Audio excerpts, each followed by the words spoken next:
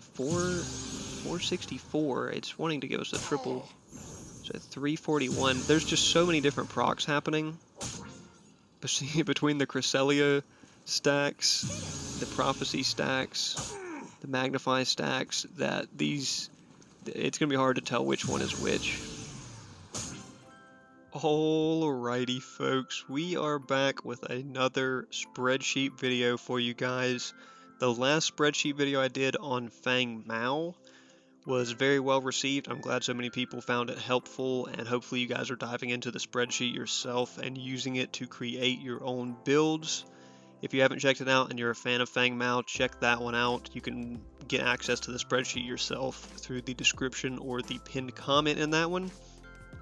This one will be the same way. I'll have this spreadsheet available for you guys to use, but today we are looking at Shinbi. So Shinbi is an interesting hero, kind of like a mix between Greystone and Morgesh, you could think, if you have a good understanding of those. Shinbi has kind of Greystone's abilities to have an AoE circular ability to clear, and has good mobility with a double dash, and has an auto attack stem, except hers is passive and it's permanent. And kind of like Morgesh, because she deals magical damage, and she has an ultimate that can just execute people when they, disengage from a fight, low health, or, just barely escape a team fight. If you get your stacks on them, you can take them out, just like Morgesh when she deletes people who try to get away from her. So, an interesting hero. Some people like to play her solo, some people like to play her in jungle. She doesn't really have a strong spot in the meta right now because she doesn't have a hard CC ability. And this is like the meta right now is really CC based, so she doesn't have a hard CC, just has a bunch of damage and mobility and shield and whatnot. So I've got the spreadsheet made for you guys. Like I said, this is for you guys to use. Click the link, get access to it, make a copy of it for yourself, and play around it and make your own builds. We're going to go through some sample builds here, and we're going to outline how the spreadsheet itself is made. Thanks for checking this one out. We got more spreadsheets to come. And lastly, for the intro, this should be the final video on this old microphone, so look for some better sounding content coming out here soon. But I've already cooked up the Shinbi spreadsheet, so we're going to get it out there to you guys for you guys to use. This is all coming after request to look at Shinbi a while back. I'll put that comment up on the screen here. And we've also since got requests for like Rampage, Physical Power. I've already planned to do one for support items and like gold efficiency of support items. So be on the lookout for those. And be on the lookout for a channel updates video coming here soon. So without further ado, let's hop into Shinbi. I've got outlined here her abilities. So she's got her passive, which is basically an auto attack stem.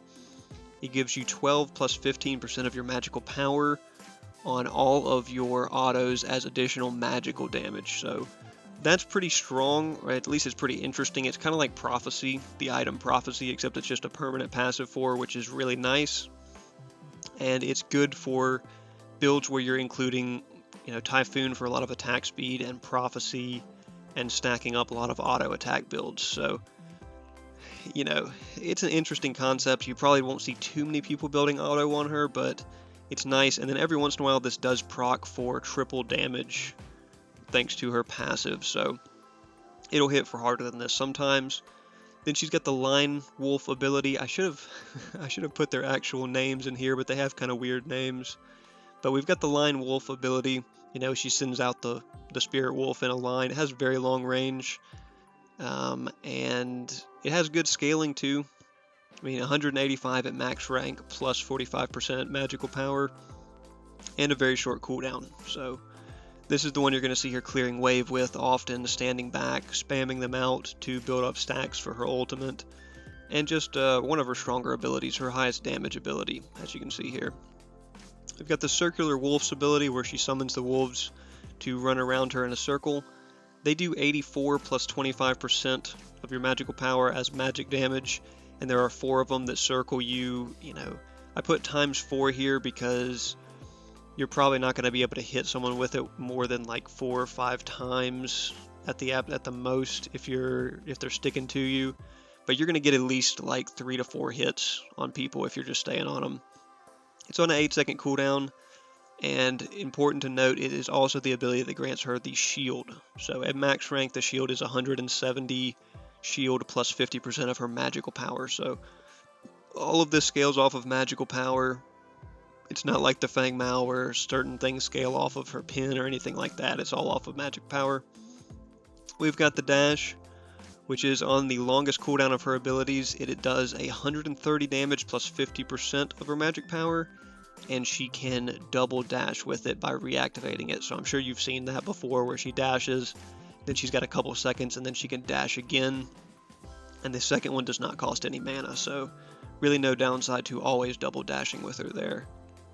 And then finally her ult, which is what you're stacking up the wolves on people. I'm sure you've seen the ult, absolutely detonate people before when she's got a bunch of wolves stacked on them. But how it works is whenever she hits any of the other abilities, it puts a stack on them, and above your ult there'll be a little counter of how many max stacks you have.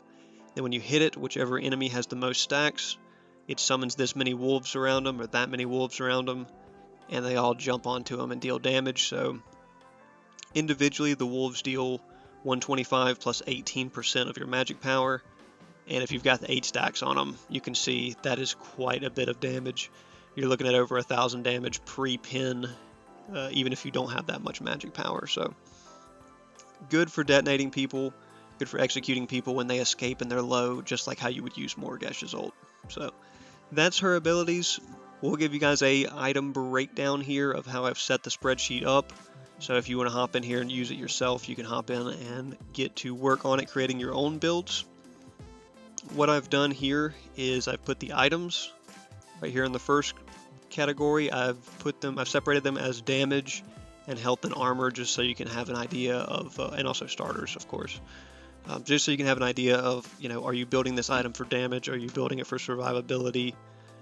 And then I've separated out and color-coded what that gives you in terms of magical power on card, the mana on card, and then based off of the mana, the magical power that you would get from building Alchemical Rod or building Azure Core, but just Alchemical Rod, the tier 2 part of it, you get scaling based off of your mana that you have. So this is the Alchemical Rod power added. Then we've got ability haste on card. So you see a lot of these do add ability haste because they're in the mage tree. We've got health, pretty self-explanatory. Power added by World Breaker. If you do build World Breaker and you've got the health proc, World Breaker gives you 5% of your built health as additional power. So pretty strong on Aurora, or on Aurora too, but on Shinbi here, definitely one of the stronger items that we wanted to highlight. So I put a column in here for it, and then physical armor, magical armor. As you can see, that's more applicable down here. And then other value, similar to how I've done some spreadsheets in the past, like crunch and whatnot. I've just wrapped up all the stats that are not included here, as well as the item's power or the item's passive, and how well Shinbi procs it, into just kind of a rating on a scale of 1 to 10 on how I would rate that item for Shinbi specifically. So I'm not going to go through all these items, but you can look at them yourselves. What I did to figure out what items to put in here is I searched around and tried to find every Shinbi build that people were recommending. So I put all those items in here first. Literally, I looked for a while too.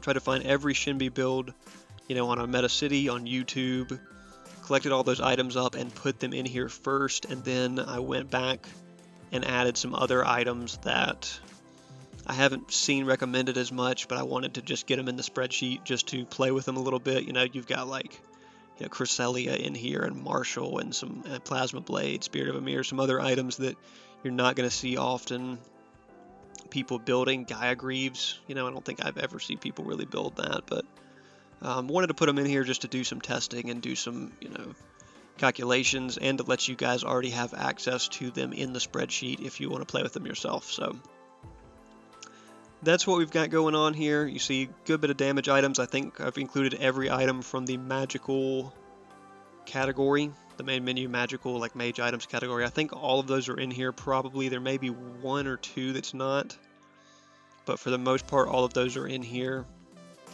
You know, life binder, oblivion crown, wraith leggings, and so on.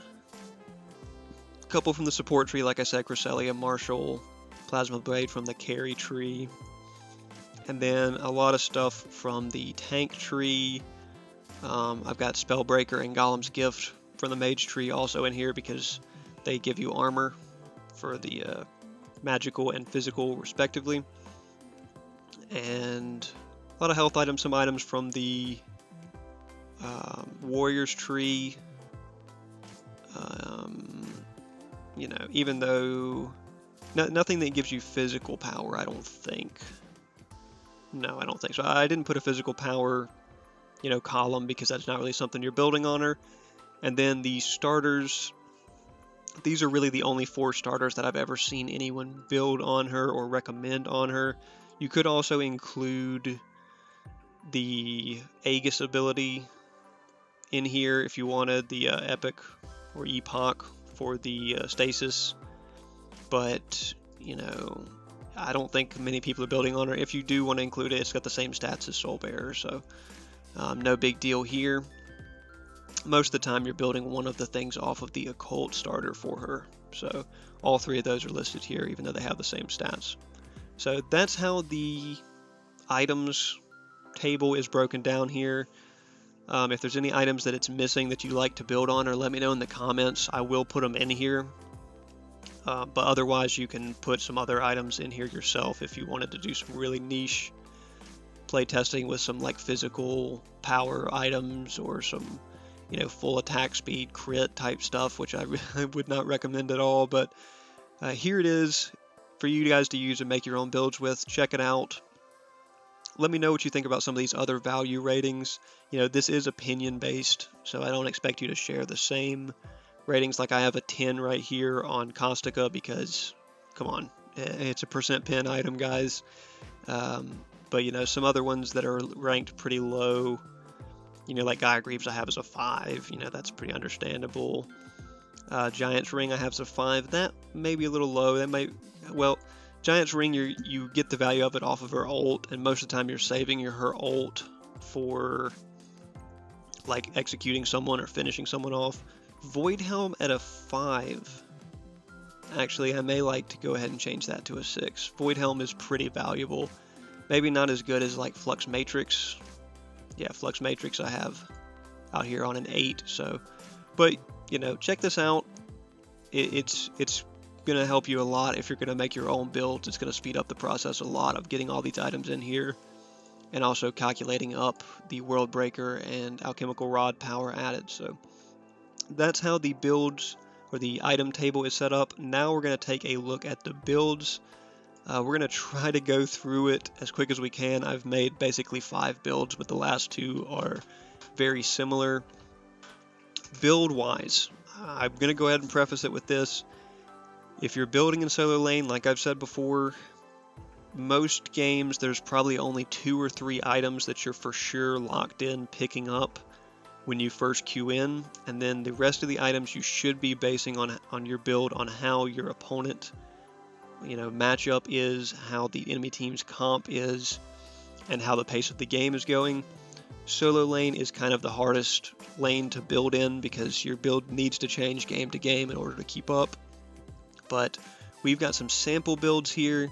Feel free to just use these as a guideline and swap out 1 or 2 items that you particularly like over 1 or 2 items in any of these builds, and they will still be decent because these are kind of min-max type builds, not really like taking into account how your match is going or what your matchup looks like. For example, I played a game the other day where the enemy team had 4 out of their 5 heroes as magical damage, so I just built, you know, like 3 magical armor items and only 1 physical armor item. So you may want to do, you know, keep that stuff in mind and do some mixing around of how these builds are formulated. So first build up that I wanted to highlight is the solo lane world breaker type build. So world breaker, like I said earlier, is very valuable on Shinbi because you can basically build a big health build, you know, kind of like how you would build Quang or some other magical melee characters. You build a massive health build, and then you throw World Breaker on it to give you a huge magical power proc off of all that health that you have built. So what we've got in here is Tempest to give us that, you know, Tempest as an upgrade from our starter to give us AoE lightning damage and healing back, because we're going to be in the fight, you're going to be in melee range of people, so you're going to get good value off of Tempest. It also gives you 8 ability haste and 100 health, so an extra 5 free power from World Breaker when you do build it. Then we've got Orb of Growth. This one is just in here because if you ever have the opportunity to get it up in solo lane or in mid lane or whatever, in jungle if you're a magical jungler, if the pace of the game dictates it, you should try to get Orb of Growth up, because late game it gives you incredibly good value with the most magical power you can get off of a single item, with health to back, and with a lot of mana, or with a lot of health really, and kind of a reasonable amount of mana. But if you're on World Breaker, you would like that big health proc with the extra magical damage on top. You know, if you're in a situation where you can't get this up, probably your best bet is either swapping out, you know, like Dreambinder, or one of these other items that gives you health as well as magical power, like Oathkeeper could be a good swap in for that. Or you could just even go with another tank item. You know, you could go, Salvation isn't on here, but you could go for like Salvation. You could just, you know, throw Unbroken Will in there to have extra magical armor, but we've got it as, Orb of Growth because I really like the value that Orb of Growth does offer. Then we've got, of course, World Breaker. That's what the build's based off of. It's what gives you all of this power here from having your health stacked. So it also gives you extra % damage whenever you deal abilities in a row. So just a really strong item overall for the mage tree. Magnify, this gives you power. This gives you decent haste, health for extra World Breaker procs. It also gives you your Omnivamp, so this is going to be your sustain item, as well as Fist of Razul, which we'll talk about in a moment. And it gives you 15% enemy armor shred. So as you can see, there's no pin item on here because it's basically a full health build, so we don't have room to fit a pin item in. And this gives you 15% armor shred, so it at least lets you get through a little bit of their armor. Then we've got Void Helm. It's in here as our magical armor item. It gives you extra healing, and it gives you a big health pool, so you're getting 25 free power from it, which is awesome. Gives you haste as well. But with that Magnify, you know, increasing the healing from that is going to keep you alive even better. With this big health pool, you know, you can kind of be the frontline Shinbi that your team needs. Tainted Guard as our anti-heal item. Gives you your health, gives you your magical or your physical armor here. So 15 extra power coming from it. Yeah, pretty good value item overall. Even though you're not having a lot of armor built in this one, you could swap this out for whatever other physical armor you prefer, but Tainted Guard seems like a good fit in here for the anti-heal purposes. And then Fist of Razul, because it's an extra healing item to combo with Magnify and Void Helm to keep you sustained up in longer fights or in lane, and it gives you extra damage and it lets you clear minions faster with its passive. So total the build comes out to 375 power basically after all the World Breaker power is added, so not bad at all. 58 ability haste is quite a lot. Your abilities are going to come off cooldown quick, and you're going to be able to spam out that Line Wolf. A massive over 2500 health built in this build. That's what's getting us all of this World Breaker power, so that's why it's a World Breaker build. And then just a little bit of armor built from one item of each. So check this one out. I think this is probably the build out of all of these that I would say is the best for solo lane, just because having that health pool makes it harder for you to get deleted when you need to be the frontline Shinbi. This may not be enough armor for all situations or all games. You may swap Fist of Razul out for a second physical or magical armor item dependent on the builds, but like I said, solo lane is really hard to build for. So following that up, we've got the full tank build.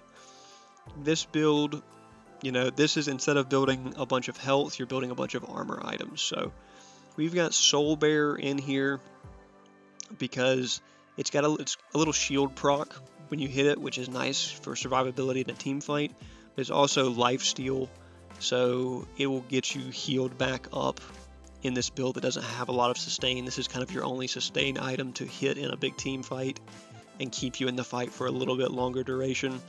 And, you know, like I said, the shield's not bad. 8 ability haste on it as well. You know, that's the same with all the starters, but it gives you some haste pickup. Then we've got early on in the build, which you probably would want to build this early on in the build. You know, this is assuming you're playing solo lane, of course. Spellbreaker and Golem's Gift. These are your only true magic power items in this build, so, you know, it's a full tank build. It's not going to do that much damage, but picking up these two gives you 10 ability haste from each, as well as a start to your armor from each, with really good passives. I mean, the Golem's Gift passive is really nice for the stacking physical armor, and Spellbreaker for the spell shield, so you probably want to build these early. You know, they're going to get your clear online, get your early armor online, and then we're following that up here with Flux Matrix and Unbroken Will as your two magical armor items, or your, I guess I should say, second and third magical armor items, because they give you big health and good armor, which is really nice, and they give you really strong passives with Flux Matrix, kind of supplementing your damage since you don't have a lot of damage coming out. It's giving you that extra damage, magical damage on enemies nearby, and then Unbroken Will giving you great scaling from its passive, which procs and gives you 25% of both of your armors when you get immobilized. So on a build like this where you have a bunch of armor built, that 25% armor bonus is going to be pretty big, and it's going to keep you alive when you get stun locked. Then following it up with your physical items, we've got the unbreakable combo of Stonewall and Warden's Faith. You know, again, no ability haste coming off of these, but good health and ridiculous physical armor. So this is on top of the fact that Stonewall is giving you straight up physical mitigation on the front end based off of how much armor you have, which will be quite a lot since you have 160 physical armor built. And then Warden's Faith, which is giving you reduced damage from crits, as well as reducing enemies' physical power when you're nearby them. So great combo here for survivability on anyone who needs to mitigate a bunch of physical damage. You know, if the other team for some reason is on a comp with 4 physical damage dealers, Stonewall plus Warden's Faith will keep you alive more than any other 2-item combo for sure. So this is the full tank build, comes out to a measly 165 power and about 1,000 less health built than the full health build, with only 38, when I say only, 38 is an okay amount of ability haste, and then a massive stack of armor here. So, you know, this is comparable to the full health build. It's just the full health build is going to give you a lot more damage compared to full tank.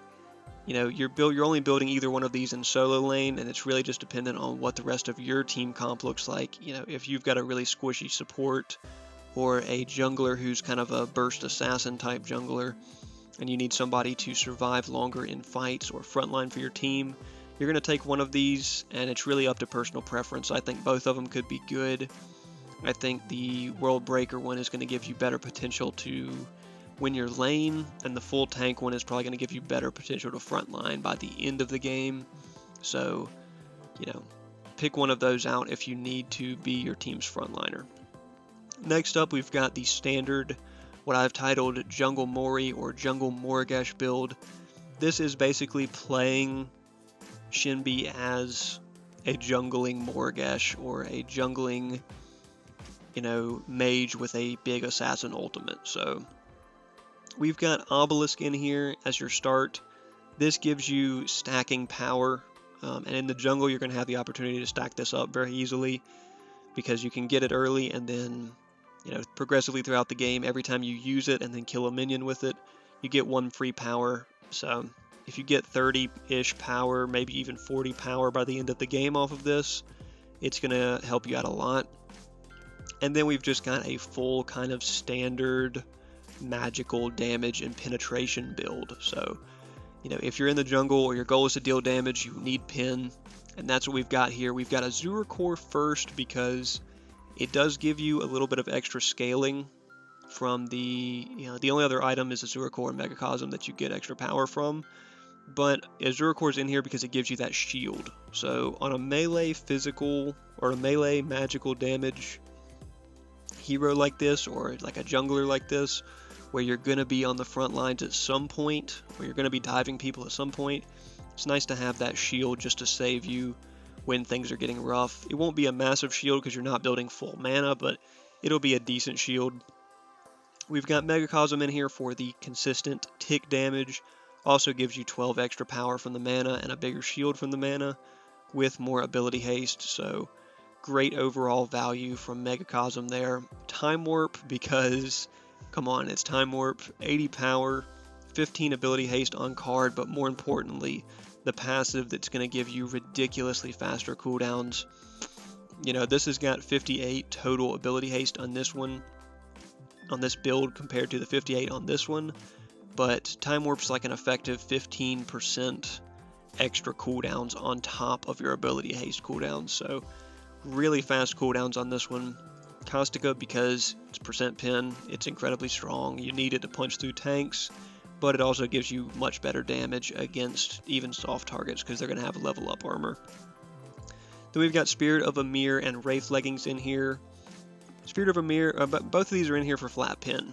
You know, they're both good flat pin items. Spirit of Amir is in here because if you're in jungle, you may want to build it like second, like you may want to build Alchemical Rod off of Azure Core and then go straight into Spirit of Amir to give you faster clear in the jungle and that lifesteal that you need to sustain yourself in the jungle.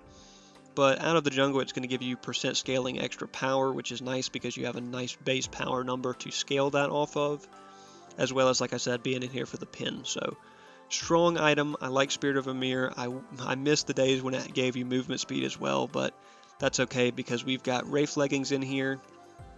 Wraith Leggings very strong, helps you finish targets, gives you movement speed, gives you a great stat line with 90 magical power, plus the pin that it gives, and the passive, which is going to be proccing when you hit your ult because they're going to be below 40% health, and your ult's going to do even more damage. So this build comes out to 522 power, 58 ability haste, but like I said, even more cooldowns from Time Warp. Only 100 health coming from Obelisk, so you are very glass cannon-y, and no armor. So very much a jungling Morigesh type build. Then lastly, we've got these two builds which are based off of auto attacks. So Shinbi, like I said at the beginning, has the passive that gives you extra magical damage based on your magical power to your auto attacks, and then every once in a while it does even more. So we will demo these builds at the following this in the practice arena because they're really crazy and I just wanted to see how they looked. But what we've got is the full auto attack build here first with Typhoon. Of course, Typhoon is the evolution of the occult starter that you're going to want anytime you're doing auto attack based magical heroes because it gives you a huge amount of attack speed once you get it online. Prophecy, because it gives you your basically a passive that's the same as her actual hero passive, which is extra magical damage on your autos. It also gives you supplementary attack speed, which you're going to need in a build like this because Typhoon alone is not going to give you enough to really be swinging. Gives you some decent ability haste too, which I like. Magnify and Oathkeeper. We've talked about these before on the crunch builds, and general the mage building where you can build auto attack mage. Both of these give you procs for extra auto attack damage that's magical, and the way that the damage stacks up with her passive, with the prophecy passive, and with these is it just adds them all together to one big number, so that helps you get through pin. The magnify proc and the Oathkeeper proc don't split them as to two damage numbers. It adds all of it together so you can get through armor much better. and both of them have just good passives. Magnify also gives you your Omnivamp like we talked about earlier. They both give you a little bit of health for a little bit of survivability, and they both give you ability haste so you can get abilities out quicker. Must build in auto attack based mage builds. Plasma Blade, this is kind of a niche pick. It's in here just to give you extra rolling attack speed because, you know, when I build Prophecy and Typhoon, I usually don't feel like it's quite enough attack speed to be a real threat. Plasma Blade gives you a little 45 magical power, gives you some physical power on top, but her physical damage isn't going to hit that hard. It does give you stacking crit, so you will be critting every once in a while and doing a little bit of physical damage in addition, but mainly it's in here for the 45 magical power and the attack speed that it gives. Then we've got some odd picks here, which is why there's a separation of auto attack builds in the first place, which is Cresselia and Marshall. So both of these are support items that give you magical power, but they also give you auto attack benefits. So Cresselia gives you an extra magical damage auto attack proc after hitting an ability, similar to the way that Oathkeeper does.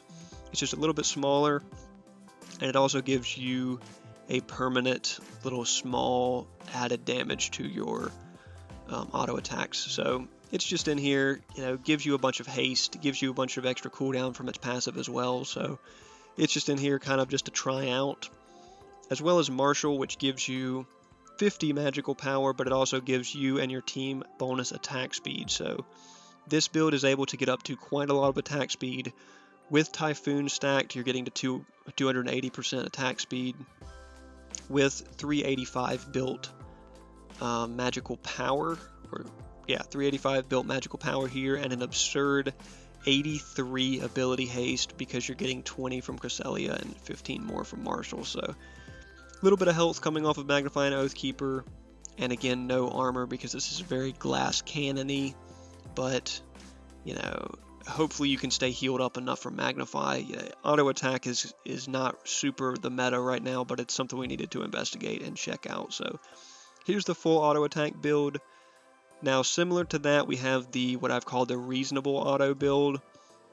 So this is the same as the full auto attack build. It's just we've taken out these two support items here, and we've replaced them for armor items in the form of Spellbreaker and Elefrost. So, you know, if you wanted to go auto attack build, you could build like Cresselia early and then maybe sell it off later to replace it for one of these, or you could, you know, switch them, you know, take out Plasma Blade even for an extra armor item if you need that survivability, which you probably will.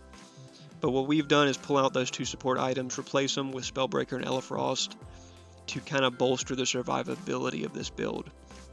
Putting in Spellbreaker gives you a magical armor item, which is going to be basically necessary for anyone who's in melee range. You're going to be getting blown up, so needs some magical armor. Gives you good power, and it gives you that spell shield. So all of that comes together to increase your survivability quite a bit. And since it bolsters your magical power like more than Cresselia, you're still going to get extra Typhoon damage or extra Typhoon attack speed bonus from having that magical power. So then we've put Elefrost in here as another auto attack proccing item. Elefrost, similar to Oathkeeper, after you hit an ability, the next auto procs damage on them, procs magical damage on them, and it's based off of your health, so you're not going to get a huge amount from it. But Elefrost also serves as an ability haste item, an item with 400 health on it to give you, you know, at least some more health, and a physical armor item, which is nice because, like I said, if you're on the front line, if you're in melee range of anyone, you're going to be taking hits, so needs some sort of extra armor. It also gives you mana regen, which is something that you're going to lose cutting out Cresselia and Marshall, and it also gives you the slowdown proc when you do proc it, so people will have a harder time getting away, which usually they can't get away from Shinbi anyway due to the nature of her kit. So coming out to a little bit less power total than the full auto attack build, and still a ton of cooldown, but a little bit of armor and extra health in the place of pure damage and auto attack procs. So that is the total builds that we're looking at. You know, basically 2 for solo and effectively 2 for jungle, whether you're going auto attack or full blast jungle Morgesh type builds. Oh, what did we just click on? No, don't do that. So yeah, anyway, that is the spreadsheet, guys. Again, come in here and play with it yourself.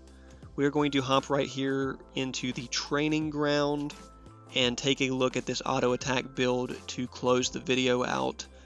But you know, hop in here, play with these builds. I'm going to try some of these builds out. Let me know if you'd like to see some matches played with some of these builds. I have tried some similar builds out with her. It's just like I said, I'm not going to play her much in jungle because I don't feel like she's really the meta in jungle. And if you're playing her in solo, you're probably not following a set 6 item build almost ever. At least I hope you guys aren't. I hope you're building to your opponents more. So this is a nice guideline, you know, identifying some items that are strong on her. Let me know in the comments again what items you build on her, what items you think I left out of these builds that you think are must builds on her. And let's hop right into the practice. Alrighty folks, we are here in the practice ground. I guess it's got a new name. It doesn't say it anywhere on these menus, but we're here in the practice ground, the little single lane one. We are going to show off and test out this auto attack build. That's the one I'm really most interested in because of Shinbi's passive. So if we take a look at what the abilities say, Biting Melody, the passive, currently says it's proccing for 70 basic attack damage as magical damage, which is pretty nice to have as a passive. I mean, that's pretty competitive, similar to what you get from Prophecy, and then every once in a while it'll do 3 times damage, so that's quite nice as well. If you will look at the build, it's the build that I had outlined as kind of the full out auto attack build, kind of in the order that you would build it to, with Cresselia first, Magnify, Prophecy, Oathkeeper, Plasma Blade, and then Marshall. This is, you know, like I said, not really an ideal build, but it is a funny build. If you look, every single item basically gives us auto attack procs, whether it's after we cast an ability or after we've moved a certain distance. And then Marshall just gives us extra attack speed and a little bit of extra damage on top. And then Plasma Blade obviously gives us stacking crits. So overall, a very interesting build, a very funny build. If we look, with nothing proccing, just normal first auto attack. Okay, well that one had our song procced, but the normal auto attacks are proccing for 140 magical. And then we see it does 233 when her passive is on the triple tick. So yeah, 233 there. So that's quite a lot. I mean, you also have to factor into this build that if we look at it, we've got 83 ability haste down there at the bottom, which is absurd, so we can just spam abilities out constantly.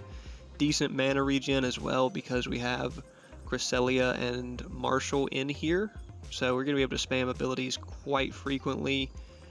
And, you know, good magical power at 385. No real pin to back it. The only pin that we have is this Magnify, shred 15% of the target's magical armor. So we will, well, let's look at Oathkeeper first. So if we cast an ability, first off, the wolf hits right there for 239 is not bad. But now Magnify is proccing, so Magnify plus Prophecy plus our passive looks like it did 343 there. Is that what it was? Okay, that was our triple stack. I'll wait for Magnify. Hands are glowing red. And 464, it's wanting to give us a triple. So 341. There's just so many different procs happening between the Cresselia stacks, the Prophecy stacks, the Magnify stacks, that it's going to be hard to tell which one is which. Plus our triple, our passive sometimes dealing triple, but either way, look at this attack speed. I mean, look at that attack speed. That's absurd. Does it keep track of it? It says 280, yep, and then it drops back down to 213. So 280% attack speed. Is that max? I think that's near max if it's not max. by 280% when the Typhoon stacks all the way up, because we have a lot of power to benefit from the Typhoon. Like I said, it's increase on successful basic attack, gain a stack of Cyclone. Each stack increases your attack speed by 5 plus 3% of your magical power, stacks up to 4 times. So once you get up to 4 stacks, you are swinging quick. And you get the little Typhoon dash as well, which is cool. But either way, this is what the build looks like. If you're hitting abilities, you're going to get these insane procs. Like if you're proccing Magnify and everything, there's 488. We'll get them all stacked up here again. There's 568 or 586, and then you see when we shred 15% of his magical armor, it makes our autos do more as well. Yeah, little 148 once it's 15% of his magical armor shred. And this is a steel with no armor built, so it would be a more significant difference for Magnify after that. So that's going to do it for this funny build. We're just going to go back and swap out the 2 support items, the Marshall and the Cresselia, for the more reasonable auto attack build, which is going to include Spellbreaker and Elefrost in their place, and then we'll be right back here to the steel test dummy to take a look at it. But I have a feeling it's going to look pretty similar.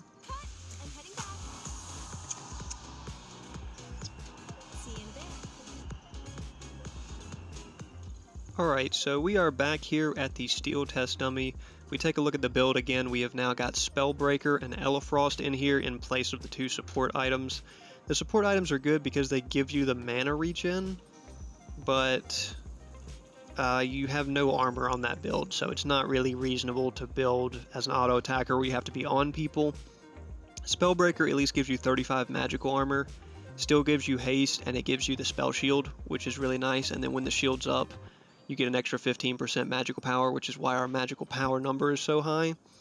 And then we also have Elefrost, which is not giving us any power, but it is making up for the mana regen, still gives us the haste, and gives us 30 physical armor, and it gives us an extra basic attack proc, which after an ability cast, empower your next basic attack to deal 50 plus 2% of your built health as magical damage on hit and around the target, which is cool, and a slow. So if we look at these, now our just basic auto deals 127 or 120 the first time when we don't have the Magnify Shred going, and then 222 when we're on triple proc from our passive. 222 right there. So, but same thing if we're casting abilities, getting the Magnify procs, getting the Elefrost procs. Now you can see right there that the Elefrost,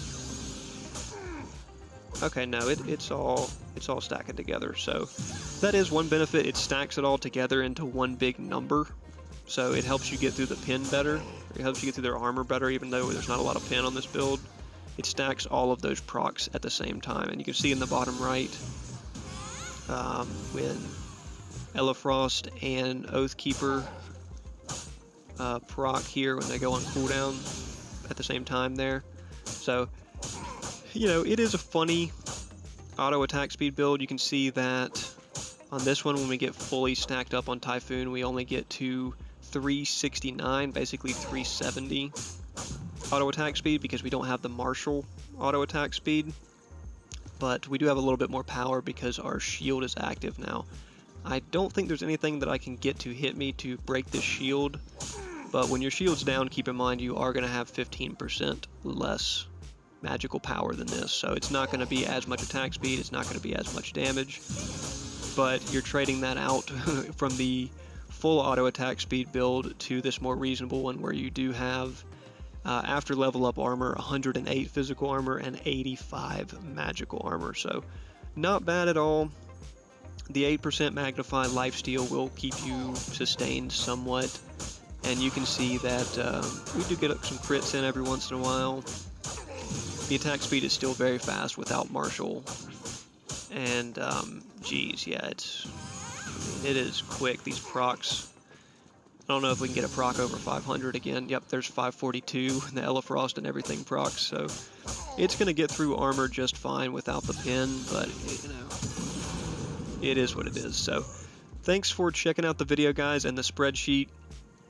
The auto attack build I don't expect to be, you know, necessarily the most potent build on Shinbi, but it is the build that works with her passive, so that's why it's kind of worth investigating. You see, the passive with this build actually says 76 power instead, but we also don't have the Cresselia and the Martial bonuses to stack on top, so you know, auto attack Shinbi is something to investigate. I think obviously if you're in solo lane, you're building more of the World Breaker type Shinbi, or even full tank Shinbi if your team needs a tank. But and then in jungle, maybe you're building this kind of build in jungle pretty much with one armor item of each, and then the rest of it for auto attack.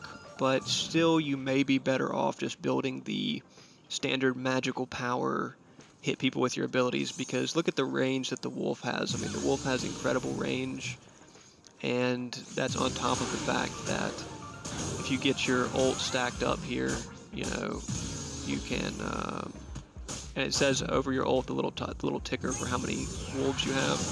You can hit 8 wolves. It hits on this guy for 133 apiece. It reads out as 202 on the actual ability, so he has a fair amount of built-in armor, and now he's probably got even more. Oh no, just some physical. So, you know, hopefully you guys found some good use out of this. Like I said, check out that spreadsheet video yourself, or spreadsheet yourself. Pull it up. I left a link in the pinned comment and in the description, so you can play with it and make your own Shinbi builds. And if you're a big Shinbi player, give me some recommendations in the comments. I looked through as many Shinbi build recommendations as I could when making this, so I would include all those items in the spreadsheet and have it as complete as possible. But if there's any that I left out, or if there's a certain build order that you guys particularly like, either in solo or in jungle, let me know in the comments. And thanks for watching, guys. We will see y'all in the next one.